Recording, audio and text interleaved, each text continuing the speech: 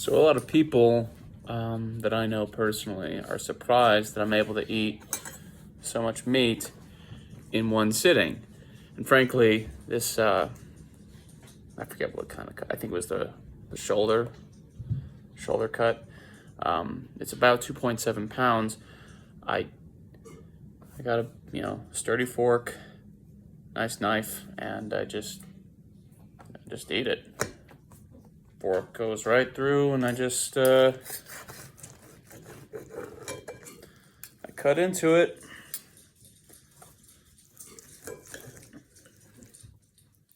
Yeah, just like that. Now, it's obviously a lot more rare than most people would probably like because it's a thick cut that I got from the store. So it would be difficult to cook it evenly without burning it. Usually, I just have a nice layer of tallow, that's beef fat, and that's what I use to keep the meat from getting burnt without having to worry about like using a seed oil or some trash like that, because that's not real food. Seed oils are not real food. But yeah, I can basically eat this whole thing.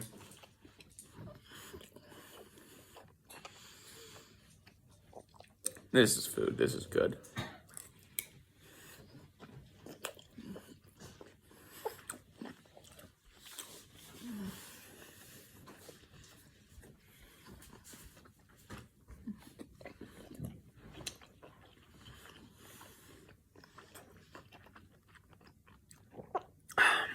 But yeah, I can pretty much eat this whole thing in one sitting. And honestly, I'd probably still be hungry after this.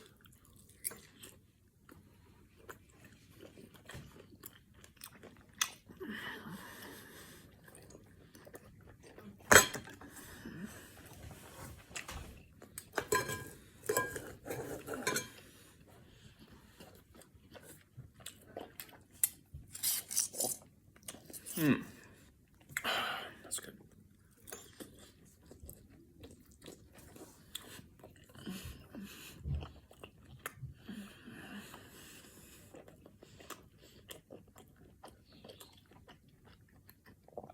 My workout routines are pretty weird.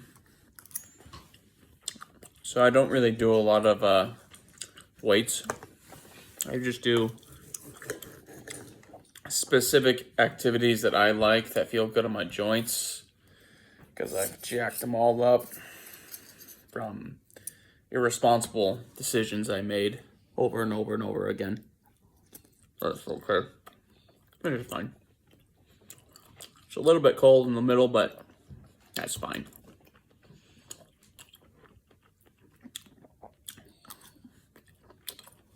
My dogs are whining. They want some of the meat. Imagine that, dogs, they want meat. I wonder why. Oh, it's okay, boy. Get you a little cut.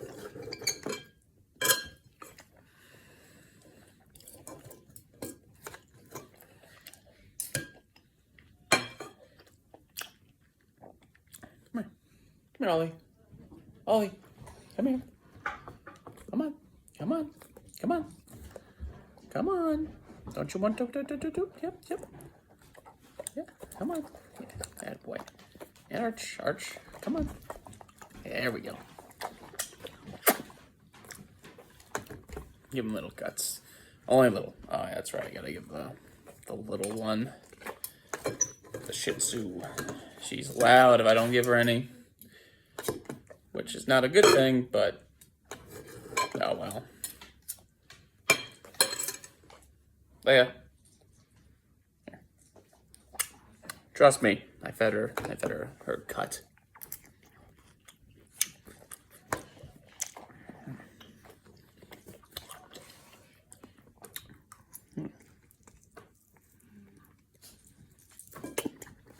Just kind of dawned on me yesterday evening. I went to this steak house lounge, and I ate 4 pounds of prime rib.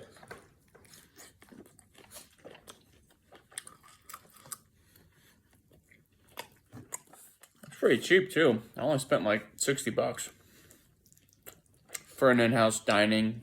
That's cheap.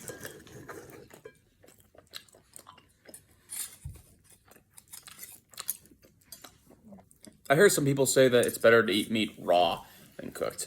I don't think there's a lot of evidence to support that. I think you can eat it raw, but we have a misunderstanding of what raw meat actually is. Our ancestors, when they killed animals, from hunting, they would eat the animal after they had killed it within hours. So the meat was still actually alive. It was still living. So there was no time for parasites or bacteria to grow in the carcass because it had only just been killed, right? Some animals can stomach rotten meat. At one point, humans did.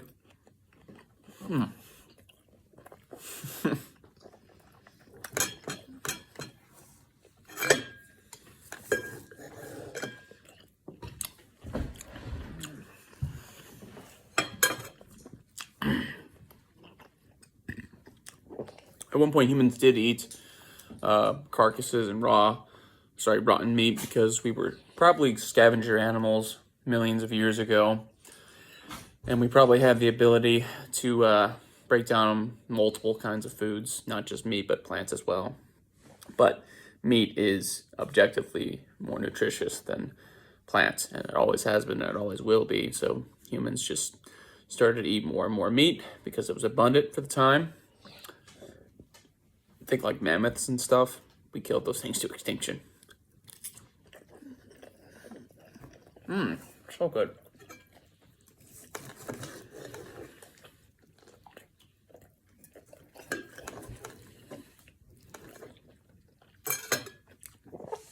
Now, I haven't done a whole lot of research into the raw meat argument, but the truth is there's just not a lot of literature on the topic. Now, the advocates for raw meat would say that's because if there was any literature, it would supposedly blow it out of the park. Would you stop it? I already gave you meat. Oh, wait.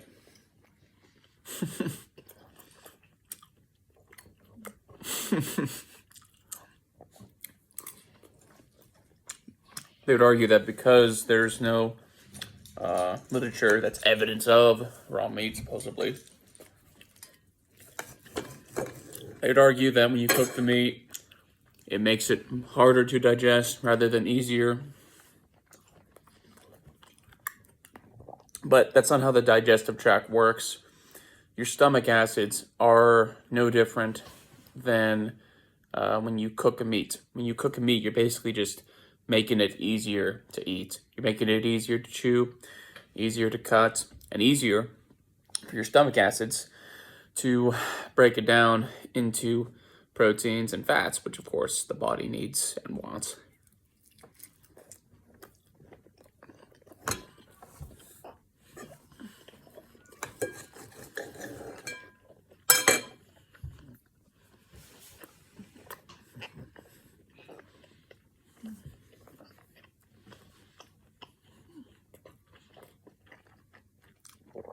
Point is, I don't think there's a whole lot of evidence for eating raw meat. I just don't see it. I don't see the logical argument for it. I've seen the logical argument for carnivore. And frankly, I've kind of realized that sugar is a drug. And before you say, well, that's crazy, almost all drugs come from plants. Almost all of them, including all medicines. And the reason you use those medicines is to treat the illnesses that you would have gotten from plants. It's literally just like pharmaceutical game, you just say, oh, you've had too much aspirin, you need this now. Oh, you've had too much of that, you need that now. Instead of just letting the body do what it does. It has been doing for a long time. There's evidence, and this is stuff that we know, we're not guessing, that humans have been cooking their meat for at least 700,000 years. Potentially even 1.5 million years.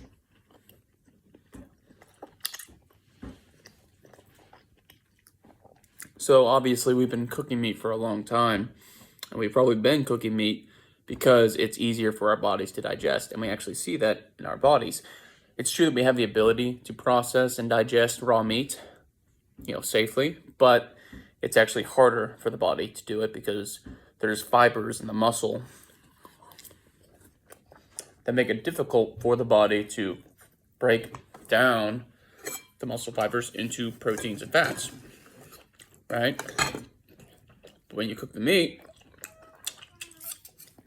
it sort of unbinds or untwists those fibers, and it basically just cuts the energy expenditure the body has to put into digesting the meat in half.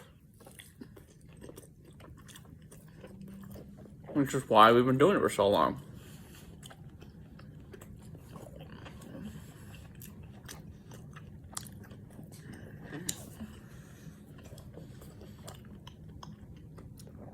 Now, I don't think raw meat folks have any agendas. I don't think they're like malicious. I think they are legitimately just confused.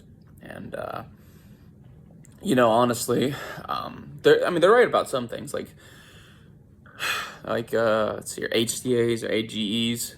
Those compounds come about from browning the meat. So if you brown the meat too much, it creates more of these things. And they are harmful to the body. They are.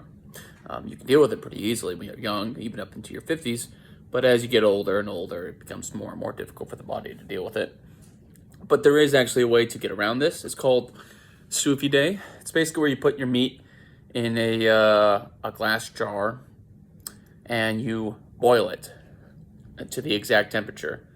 And you can get a perfectly rare meat with absolutely zero browning, practically no AGEs or HCAs, which kind of eliminates the entire argument the raw meat advocates have.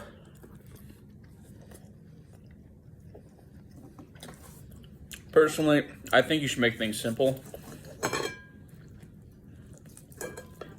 And you have to jump through a lot of hoops if you want to eat raw meat safely. Because of parasites, like I said earlier. I'm sure a more hardcore raw meat advocate would argue with me about that, but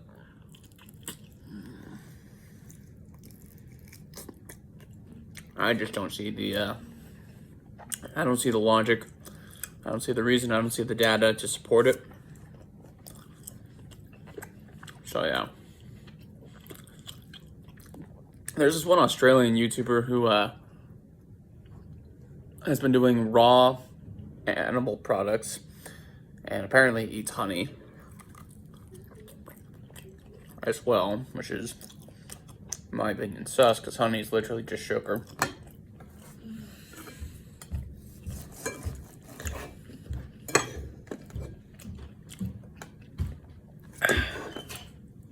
Oh, hey, Noah. My brother. You all should tell my brother to go to the gym with me. I think he'd like to go to the gym. It'd be good for him. Nobody yet. It's just making a video. Yeah.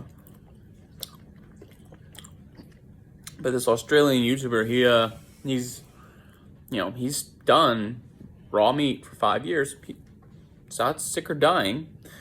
However, he looks kind of emaciated. He looks very, very skinny. He looks like his body isn't getting enough protein, which makes sense because when you don't cook your meat, it doesn't denature the proteins and the fibers, which makes it easier for your body to get more protein out of your meat. Where's Mom? I don't know.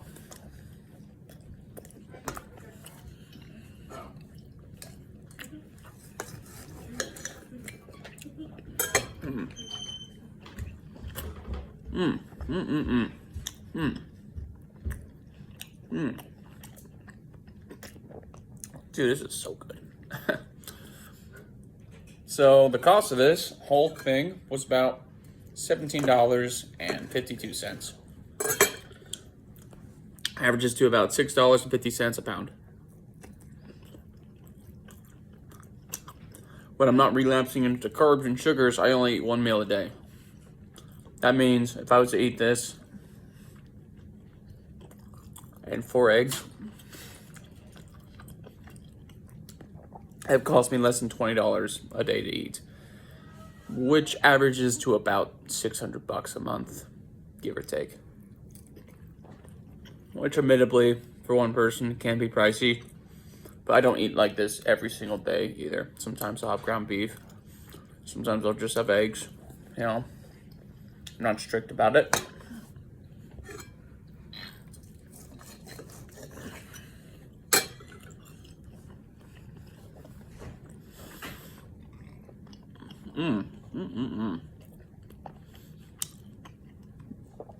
If I had to choose one food to eat for the rest of my life, it would definitely be beef. Like, I love eggs, and eggs actually do have better fats in it, better objectively speaking, not because the fats in meat are bad, just because the fats in eggs have things in it that your body needs, right? But it's hard to get your protein from eggs alone.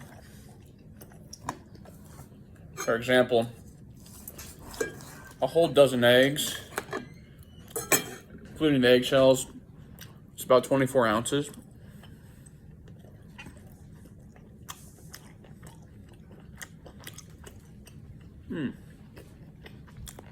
So maybe round out to 20 ounces for the eggshells because you're not eating that. That means if you were to eat just eggs, 20 ounces of eggs, right? Whole dozen. You get an average of about 7 grams of protein per egg. So that's about 84 grams of protein for a whole dozen eggs. And I promise you, you are going to be so satiated from a dozen eggs, you cannot even think about eating another dozen eggs. You know, even if you ate multiple meals a day, you'd get sick of it because of how satiating it is. That's why meat is the foundation. And eggs are great for covering all your extra micronutrient needs.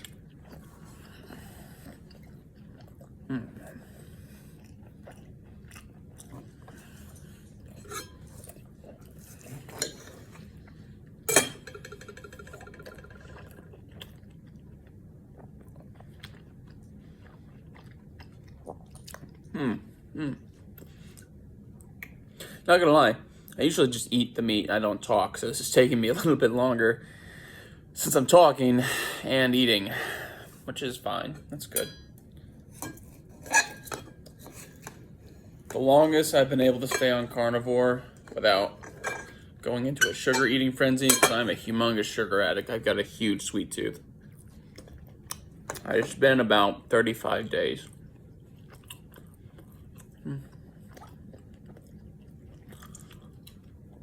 I've got my reasons, you know, not good. It's not good. Sugar and carbs are not good for you objectively. They're inflammatory. They chronically elevate your insulin. They keep your body from oxidating fat.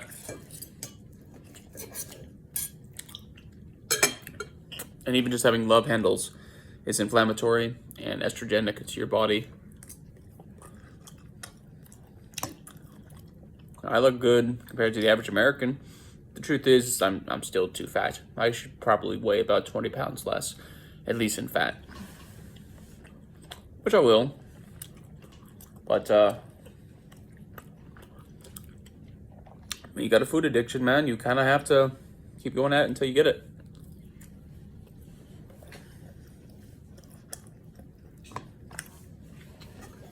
Thank you for stomaching this video. I know it takes a little bit to sit through here and hear me talk. I'm kind of just BSing.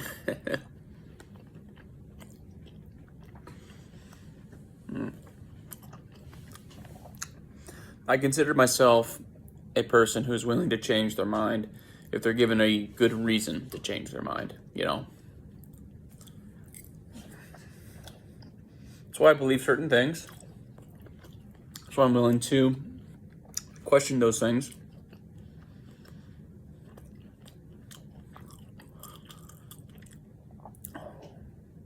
I'm not sure which Greek philosopher said this, but the idea is to be able to entertain a thought without accepting it. Really wrestling with it and saying, could this be true? Thankfully, I'm willing to do that. Sometimes it takes me a bit of time to humble myself and say, well, maybe I jumped the gun. Which I do. I jump the gun on a lot of things. I'm a very fiery person, despite how, what's the term? Neutral I'm appearing to you right now. Whoops. But yeah, I want to do what's right. I want to know what's right. Look at that. Almost done. Yeah, but yesterday I had 4 pounds of prime rib, which is apparently like 450 grams of protein. Like, bro. It's insane. Well, that's a little bit too thick. I have to make sure I don't try and swallow too big of a cut, because otherwise I will totally choke on it.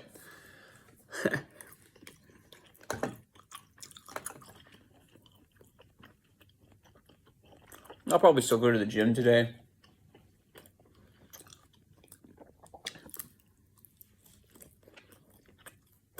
I did yesterday, thankfully. Trying to go to the gym every day, It's a good thing, I think.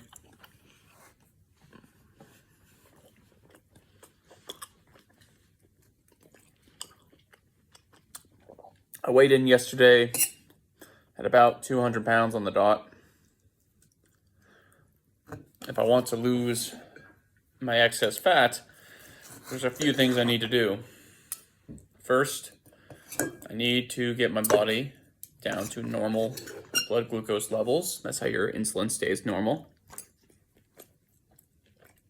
Once I've done that, I need to keep my cortisol levels low consistently. Because if your cortisol levels are chronically elevated, your body will stop oxidating fat. Stored fat, at least.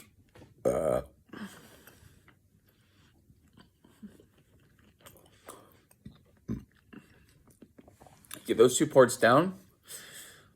Then the final point, and this is something most people don't talk about for some reason, I'm not sure why. If you are consuming more dietary fat in a day than you would have otherwise burned or oxidated, then you're going to weight stall, and you will continue to weight stall until you cut the fat, unfortunately, because fat is healthy. However, if you have too much fat, you won't burn your stored fat. Let's say you oxidate 200 grams of fat a day in regards to energy expenditure, right? 200 grams. So if you were to eat 100 grams of fat that day, that means that you would need to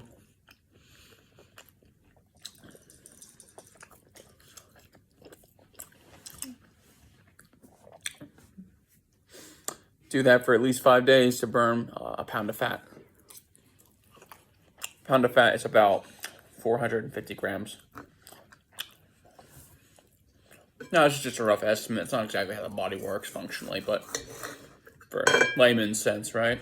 Which I consider myself a layman, to be honest.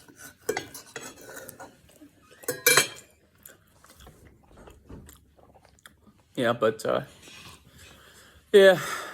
Man, it's been a while since I made a video this long. That's cool. So we gave maybe 3 cuts to my dogs.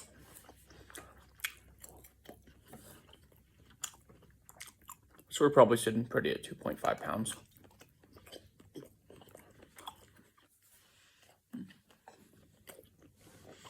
I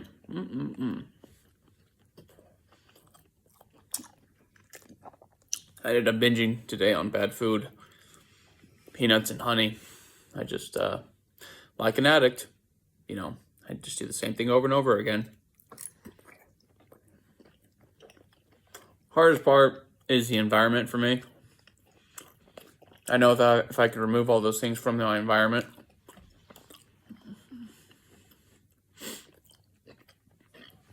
I'd be perfectly capable of doing this forever, but unfortunately, I live with my family because of this economy, and they will not get rid of the sweets. They just won't.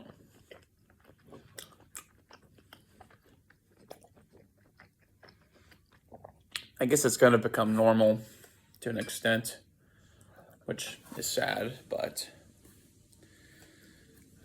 what are you gonna do, right? This is so good, so good. Oh, so basically, I'm just trying to recalibrate myself and eat plenty of fat. If I can get my fat in, I'll have more total satiety, and I'll be less likely to cheat and binge on all the good stuff, you know, donuts, pizza, stuff that's you know, gonna keep me fat and keep me unhealthy, and will kill me prematurely. Yeah, but fun fact: sugar and carbs will absolutely send you to an early grave.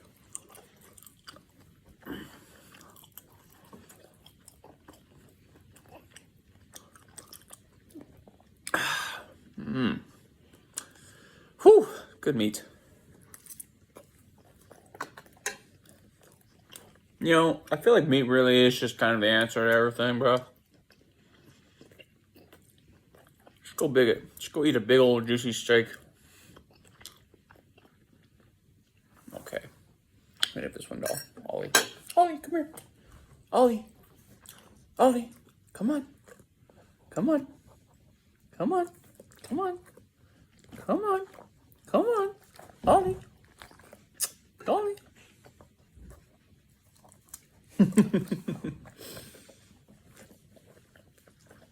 Yeah, I got a little. And a little for you. Yep, but honestly, not full. I could have definitely kept on eating, but I do feel satiated, so I guess I'll eat tomorrow.